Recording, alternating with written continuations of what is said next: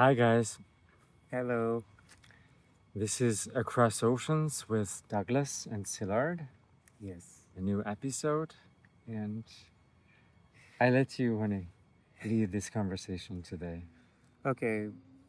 So the conversation of today is about mothers and sons, and the topic is purse dust. And I don't know where that name came from, but we just, yeah,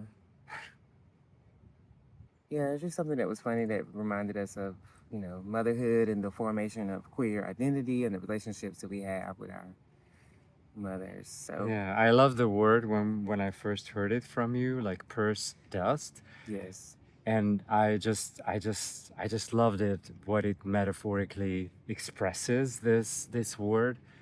Um, yeah. Yeah. So today we just want to talk about mamas and the relationship that we have with mothers, because I think a lot of queer people, specifically gay men, have these very intricate relationship with women in our lives, specifically our mothers. I know I've had a very strong relationship with my mom, um,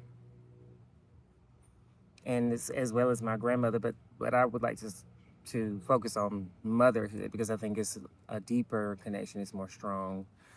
Um, But on that, I also think that yeah. So I also had a very strong relationship with my mother and my grandmother. mm-hmm. Um, and yeah, we do not want to say that, having a certain relationship with mothers or grandmothers um, is related to being gay, because there are many, many, many other factors that that are associated with being gay.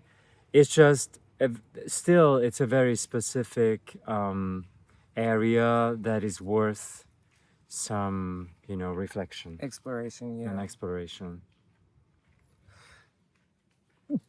Bless you. Sorry. Well, I think that I've been very close to my mother. I can just start with mine, and then, or if you want to start with your relationship with your mom, we can. Well, yeah, yeah, we can do that. Yeah, my relationship with my mother is very complicated and ambiguous. And it also has a long history. Yeah,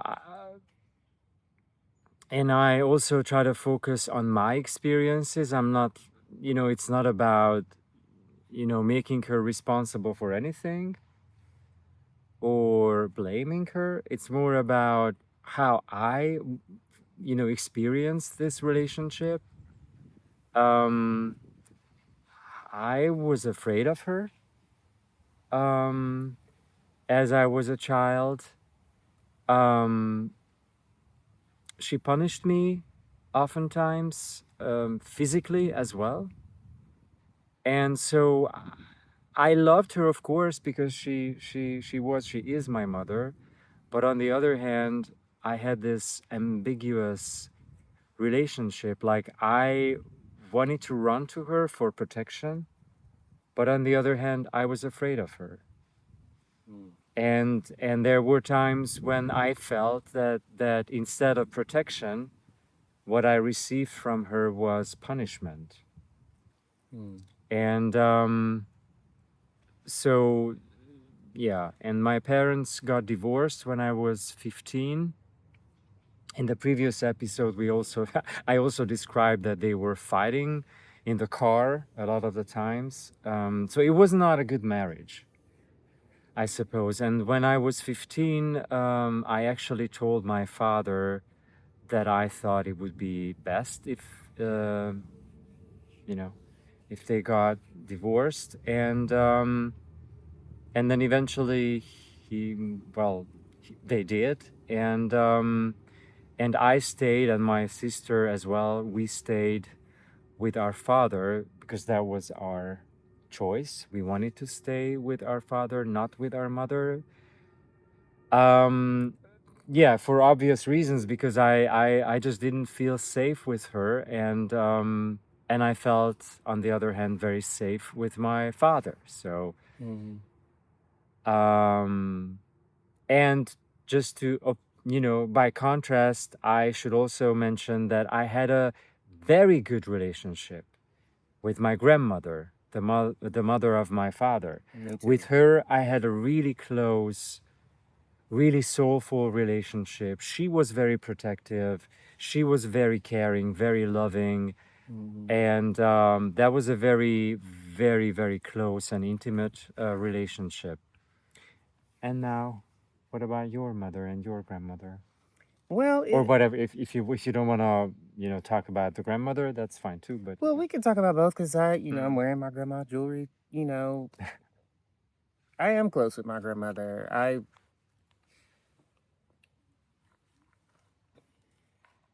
Yeah, I am very, very close with my grandma. mm-hmm. You know that, I know. and Yeah. a lot of people know that about me. I spent a lot of time with my grandmother's house when I was young. My grandmother's house was a safe space for me. Always, it was really the foundation of my creativity because there was just so much going on. Always, she was always including me, and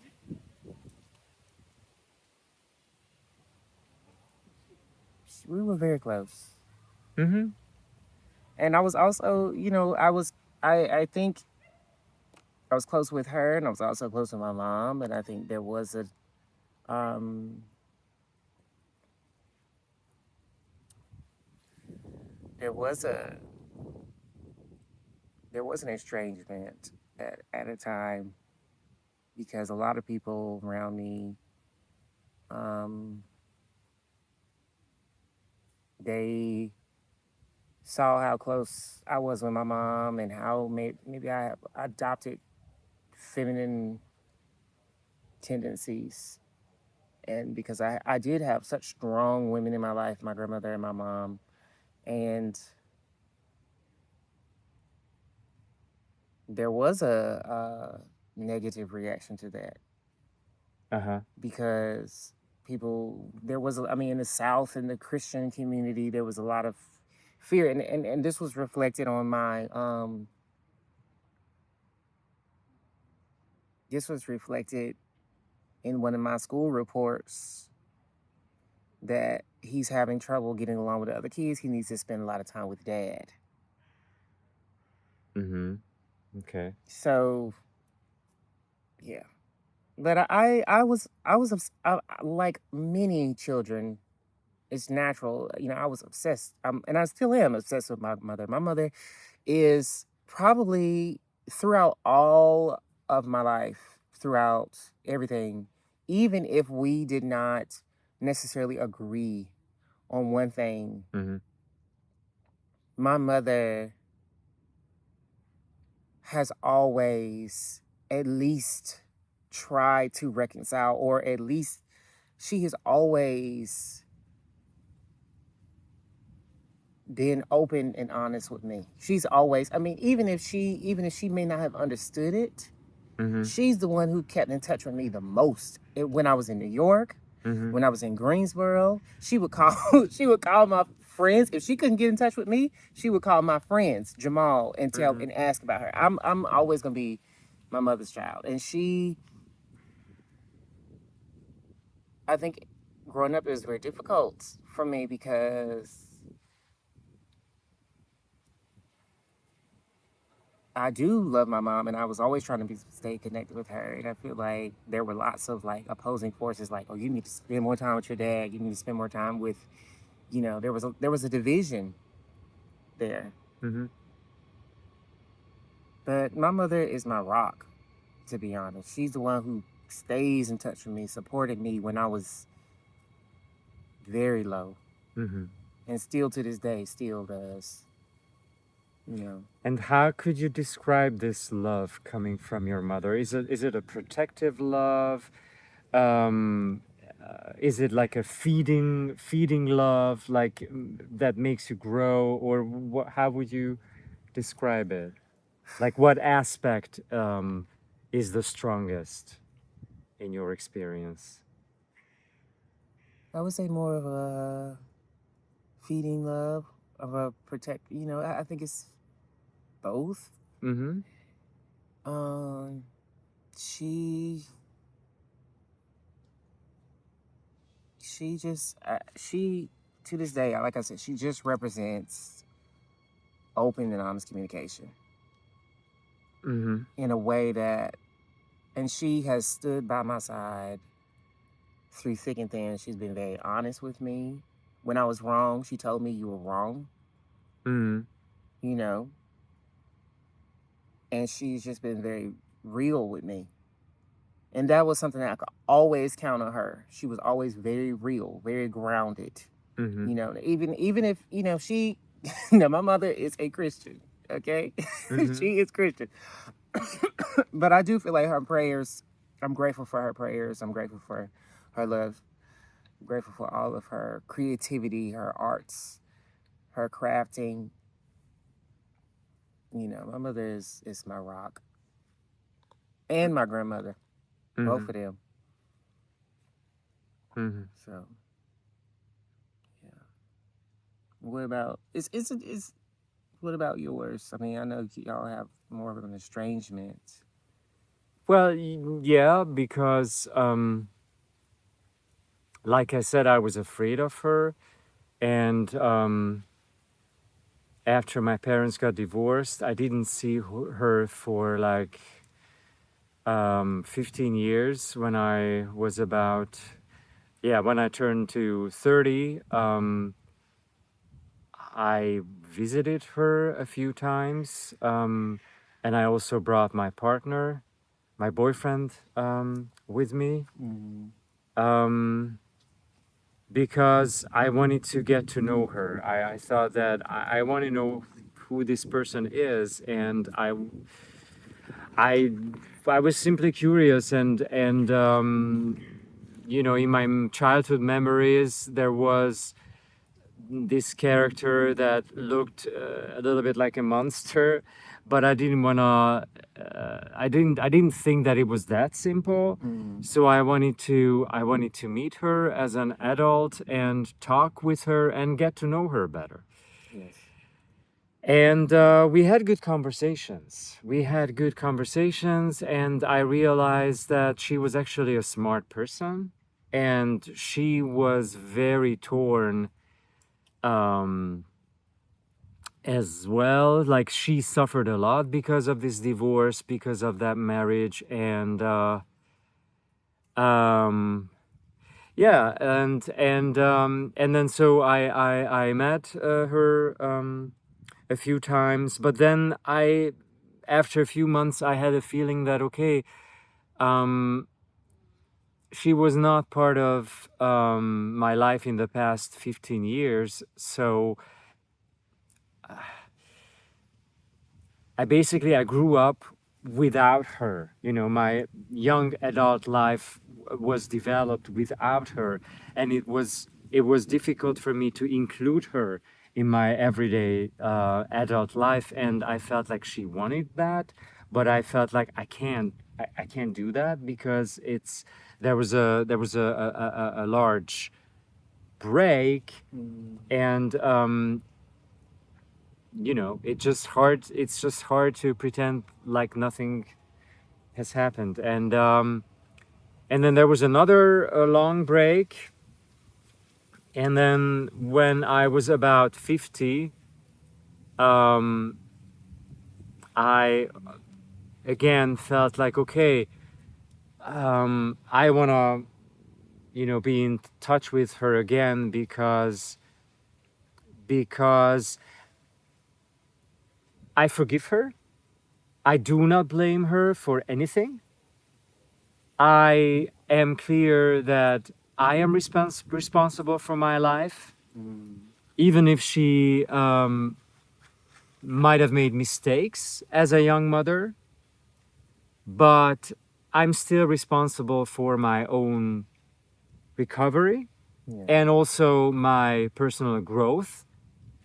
And I also want to normalize this relationship, and because I need that Yeah. to have a normal relationship with my mother and my father and with everyone that I grew up with, and she needs a normal relationship with me as well. I don't want to take anything away from myself and from her, because I think this mother-son relationship is nurturing for both of us, for her and for me, and I need that energy, that love that can only come from a mother. And just because I have fearful memories of my childhood, that doesn't mean that we cannot have that connection now, Yeah. after so many years, because we are both adults, and we can have an honest conversation. And I did visit her again, and we started writing, and I visited her, and then we were crying, we were having honest conversations, and basically the conversations were about, well, I didn't want to make it about the past. I wanted to make it more about the future, but I think she needed to talk about the past a little bit. And basically, I told her that I think was very important for me and for her as well. I told her that I do not blame her for anything. I noticed that when I was a child, and I know that there was a problem in this marriage. But I realized that it is their problem. I am not a judge of that relationship between my mother and father. Right. And I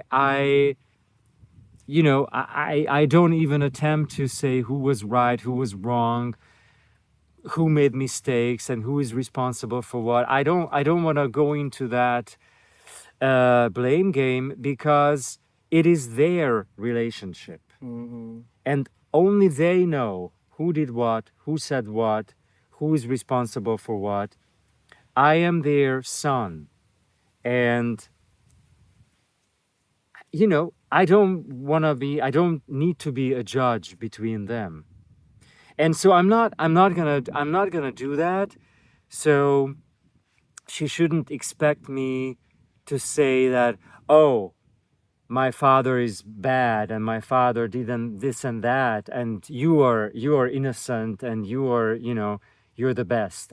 I can't say that, but I don't want to say the opposite either. I mean, this is their relationship, and they are my parents. Right.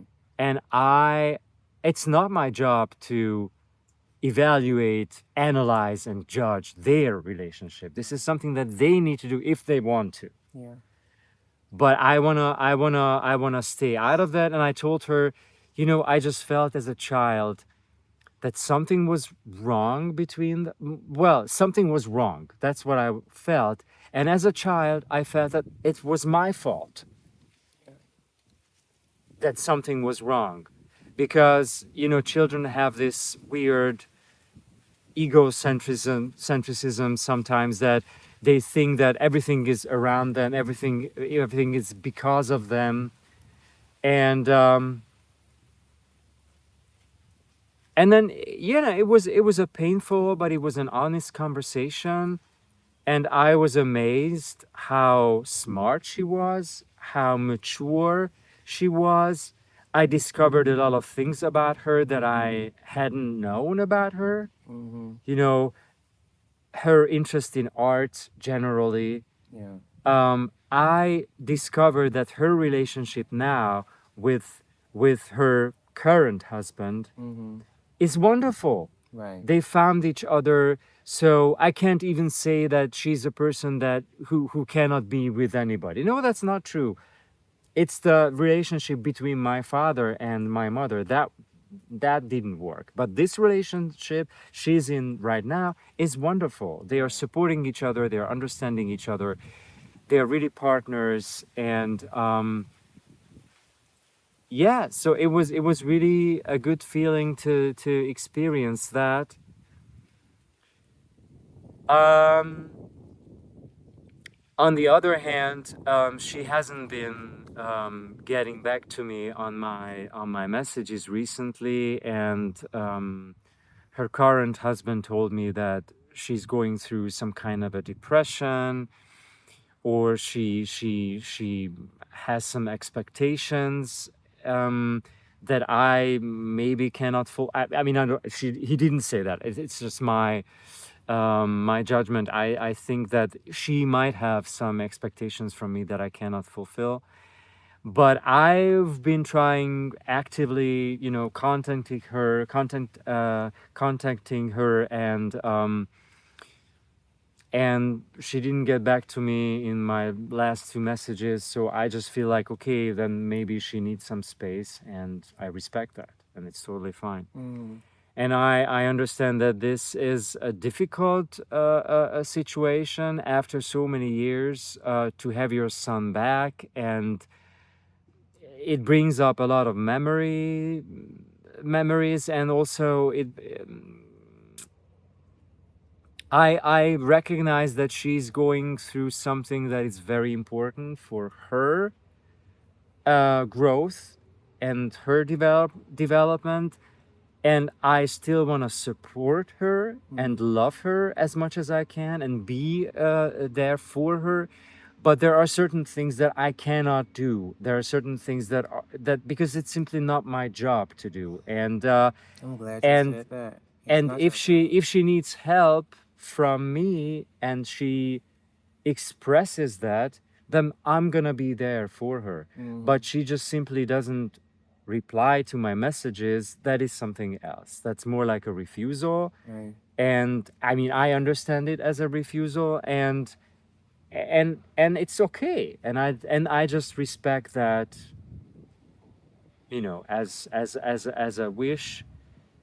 And I don't want to budge. I don't want to blame. I don't want to, it's totally fine. For me, this, reconnection was really helpful, and it was an act of letting go of my childhood wounds, and that's Yeah. it. That's it. Yeah, I So talked a lot, happy. but No, it's okay. I'm grateful. I'm happy that I am so grateful that we can just have these conversations because it's therapeutic. I think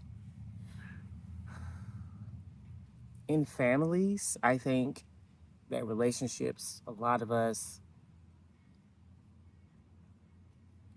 are operating under these narratives of like, oh, we got to keep it in the family, keep it in the family, and I understand, there are certain boundaries and certain limits of things that we should keep to ourselves. But I do think that it is a healing practice to have open and honest communication. mm, And I think that was something that was in my family of this whole narrative of like, oh, we don't want to talk about it. mm. I mean, we did with certain things, but there's still this kind of, I'm keep my mouth shut. Yeah, I think it's the blame game, like in Yeah. mother-son relationships, and in all kinds of family relationships. It's a question of responsibility and blame, and I think what might be helpful is to give permission, or just let go of this responsibility, and just see your parent as a person who was in that role, who was put into that role of being a mother or being a father, but he was just a person. Nobody has a training how to be a mother Yeah, they or don't. how to be a And father that is the most, and to how to me, raise children in a proper way. yeah, Everybody is just bringing himself or herself with his strengths or her strengths and weaknesses right, and right. faults and the patterns that he or she learned from their parents, and everybody's just trying to do The their best. best. And so But, when and that is something that, and I'm sorry, I didn't mean to cut yeah you off, but I think that that is something that is ultimately extremely healing for the person who is in a complicated relationship with their mother or their father, because I think that a lot of us are prone to holding lots of resentment mm, towards our parents because of what they did or what they did not do. mm-hmm, I know I am guilty of that, and I've had lots of internal like resentment and a lot of shame.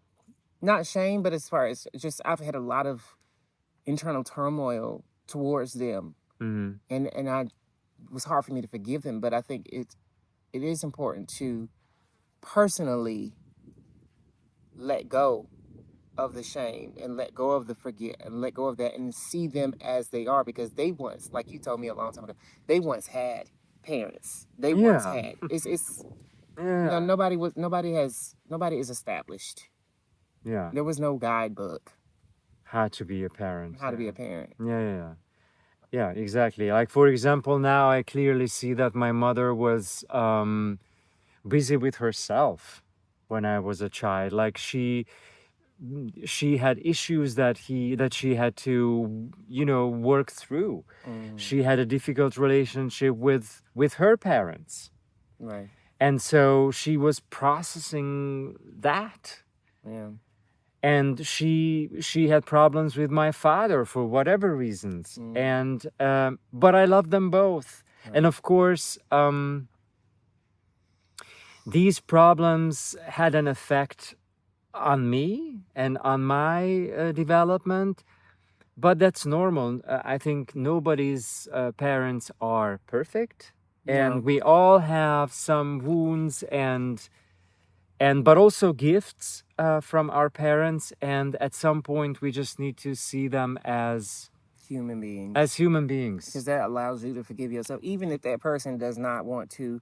This, and I'm telling you, Mm. oh God, this is something that has extreme as has healed me, and it keeps, and I need to keep this at my surface, because sometimes we are dealing with extremely stubborn people, Mm. people who refuse to take ownership of the parts that they played in your, in the failing of our relationships. But why Ugh. do we? But why do we want that the other person recognizes their mistakes? Like, why do we want this, that they take ownership? I mean, I am totally fine if they don't. And that's just part of their. I mean, Well, I guess, even people. if I think that they made mistakes or they were responsible for certain things, I don't think that it's necessary that they accept that or believe that or apologize for that. I don't think it's necessary. I mean, if I see that connection, I can just let go and forgive them anyway, whether they take ownership or not. It's not necessary. Well, see, that's a mature space, but I think for a lot of us who are living in victimhood, we want to see that person. I mean, we want to, at least in any human relationship, we want to see some reciprocity of connection, and we want to see some interconnectedness. We want to see some healthy communication styles, but I think sometimes it's not. It's Yeah. not that, Yeah. and so resentment can build based off of another person's refusal to be emotionally available, not necessarily to admit their faults. You know, I cannot do that for anybody, but I'm saying we want to have a transparency of emotional availability. Mm. That's I think that should be the ultimate goal. Yeah, I totally understand it, and I realize that it could be difficult. But mm, yeah, I think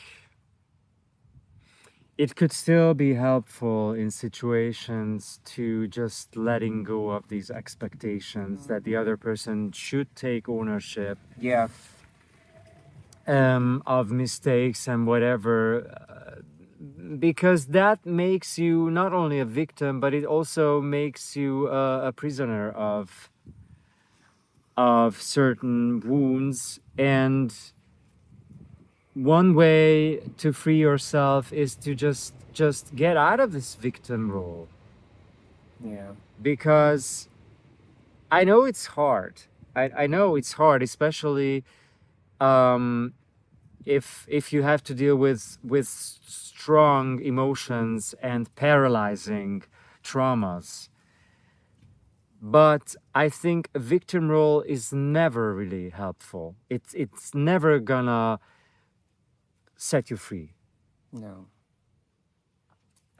because then you're always depending on another person, that he or she should do something or say something in order to But if you just say no, that other person is fine as they are, they don't have to do anything, they don't have to say anything, they don't have to take ownership of anything, and I can still forgive them, and I can still move on and step. That's powerful. I mean, Yeah. yeah, it is powerful. It Because is powerful. you release. Ugh. You release your wounds, you release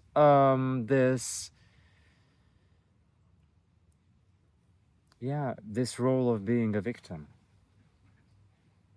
Ugh. You're not a victim. Ugh.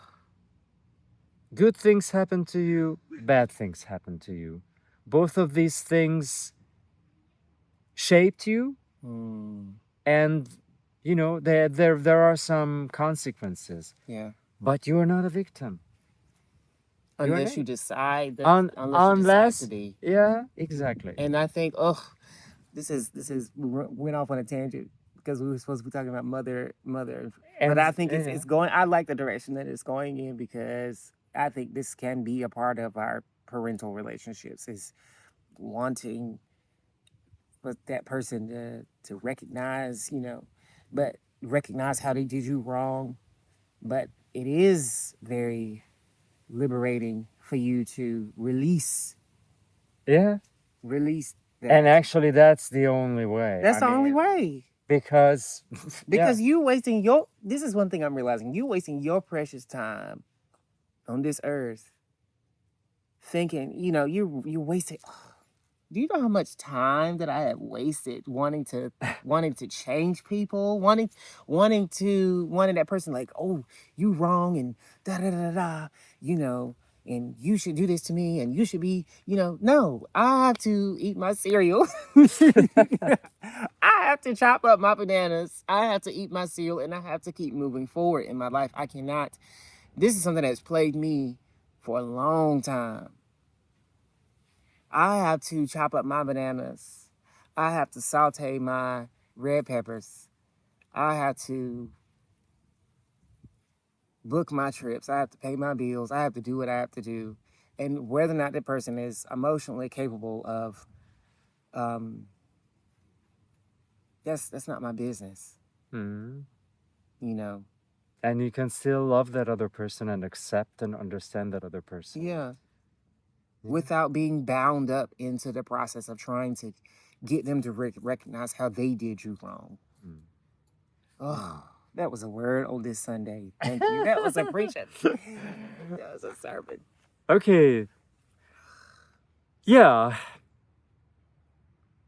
That's good. it's a hard topic, parents and children and mother and son. Maybe we should do an episode about father and son Yeah. relationship next time. Yeah, we should.